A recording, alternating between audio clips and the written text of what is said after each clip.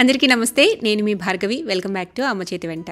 ఈరోజు వీడియోలో సీతాఫలంతో మంచి టేస్టీ ఐస్ క్రీమ్ రెసిపీని మీతో షేర్ చేయాలనుకుంటున్నాను. చాలామంది పిల్లలు సీతాఫలాన్ని తినడానికి పెద్దగా ఇంట్రెస్ట్ చూపించరు. అందులో సీడ్స్ ఉంటాయని, అవి తీసి తినటం కష్టం అని చెప్పేసి ఆ టేస్ట్ని మిస్ అవుతూ ఉంటారు. సో అలాంటి పిల్లలకి ఇలా చక్కగా ఇంట్లోనే ఐస్ క్రీమ్ ప్రిపేర్ చేసి ఇచ్చేసేయండి. వద్దనకుండా తినేస్తారు, ఇంకా ఇంకా కావాలంటారు.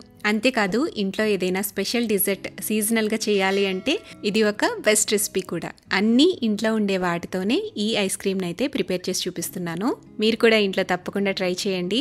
మరి క్రీమీగా ఎంతో టేస్టీగా ఉండే సీతాఫల ఐస్ క్రీమ్ని ఎలా తయారు చేసుకోవాలో చూసేద్దాం. ముందుగా ఈ సీతాఫలాల్లో ఉండే పిక్కలన్నింటినీ కూడా సపరేట్ చేసుకోవాలండి. అలా సపరేట్ చేసుకోవడానికి 2 మెథడ్స్ చెప్తాను. మీ దగ్గర ఇలాంటి వెజిటబుల్ చాపర్ ఉంటే కనుక చాపర్లోకి పల్ప్ మొత్తాన్ని కూడా తీసుకోండి. కొద్దిసేపు ప్రాసెస్ చేస్తే ఇలా సీడ్స్ అనేవి సపరేట్ అయిపోతాయి. ఇప్పుడు సీడ్స్ ని పక్కకి తీసేసుకోవచ్చు. ఇది ఫస్ట్ మెథడ్ అండి. సెకండ్ మెథడ్ లో వచ్చేసి ఒక స్ట్రైనర్ తీసుకోండి. స్ట్రైనర్ లోకి ఇలా పల్ప్ ని వేసుకుని విస్కర్ తో గనక కాస్త బీట్ చేస్తే పిక్కలు సపరేట్ అయిపోతాయి. ఈ 2 మెథడ్స్ ద్వారా మీరు పల్ప్ ని ఈజీగా సపరేట్ చేసేసుకోవచ్చు.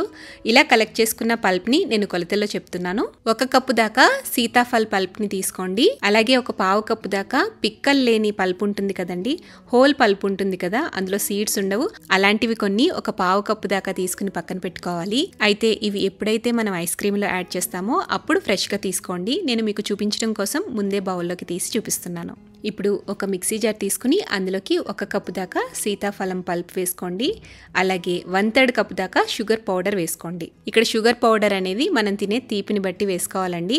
సీతాఫలం యొక్క స్వీట్నెస్ ని బట్టి షుగర్ పౌడర్ యాడ్ చేసుకోవాలన్నమాట. నెక్స్ట్ షుగర్ పౌడర్ తో పాటు 1/3 కప్పు దాకా మిల్క్ పౌడర్ వేసుకోవాలి. మిల్క్ పౌడర్ వేస్తే టేస్ట్ కానీ ఆ టెక్స్చర్ కానీ చాలా బాగుంటుంది, రిచ్నెస్ యాడ్ అవుతుంది అనమాట ఐస్ క్రీమ్ కి. మీ దగ్గర మిల్క్ పౌడర్ లేకపోతే ఇంకొక 1/4 కప్పు దాకా షుగర్ పౌడర్ ని వేసేసుకోవచ్చు. తర్వాత ఇందులోకి 1 కప్పు దాకా పాల మీద మీగడ వేస్తున్నాను. ఇక్కడ మీరు ఫ్రెష్ క్రీమ్ అయినా యూజ్ చేయొచ్చు, ఇంట్లో పాల మీద మీగడైనా ఫ్రెష్ది తీసుకుని యాడ్ చేసుకోవచ్చు. ఆ తర్వాత 1 టీ స్పూన్ దాకా వెనీలా ఎసెన్స్ వేసుకోవాలి. వెనీలా ఎసెన్స్ వేయటం వల్ల మనం వేసే సీతాఫలం ఫ్లేవర్ అనేది ఇంకా ఎన్హాన్స్ అవుతుందన్నమాట.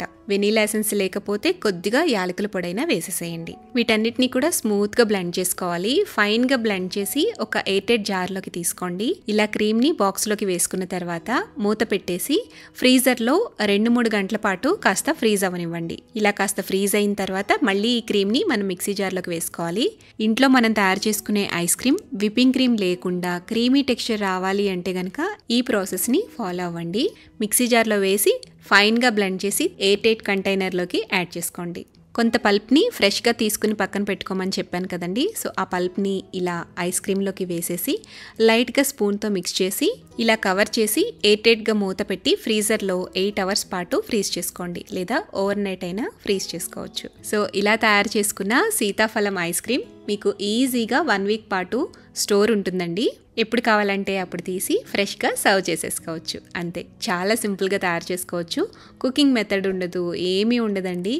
ఈజీగా ఇంట్లో ఉన్న వాటితోనే ఈ ఐస్ క్రీమ్ని అయితే తయారు చేసుకోవచ్చు అనమాట. క్రీమీగా చాలా టేస్టీగా ఉంటుంది.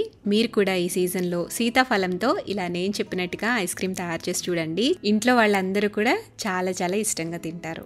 ఈ సీతాఫల ఐస్ క్రీమ్ని మీరు కూడా ఇంట్లో తప్పకుండా ట్రై చేసి టేస్ట్ చేసి మీ ఫీడ్బ్యాక్ని నాతో షేర్ చేయడం మర్చిపోవద్దు. వీడియో నచ్చితే లైక్ చేయండి, మీ ఫ్రెండ్స్కి రిలేటివ్స్కి షేర్ చేయండి. మరిన్ని టేస్టీ సింపుల్ క్విక్ రెసిపీస్ కోసం అమ్మ చేతి వంట ఛానల్ని సబ్స్క్రైబ్ చేయండి.